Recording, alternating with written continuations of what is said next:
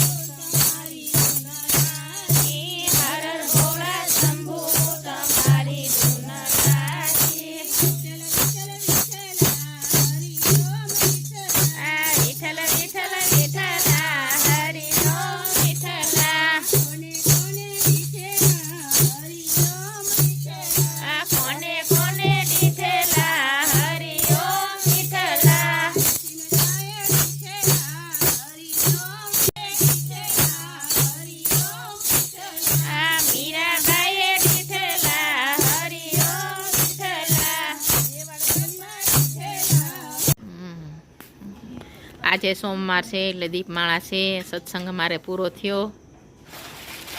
Like કરો, share કરો અને સબસ્ક્રાઈબ કરો ફ્રેન્ડ.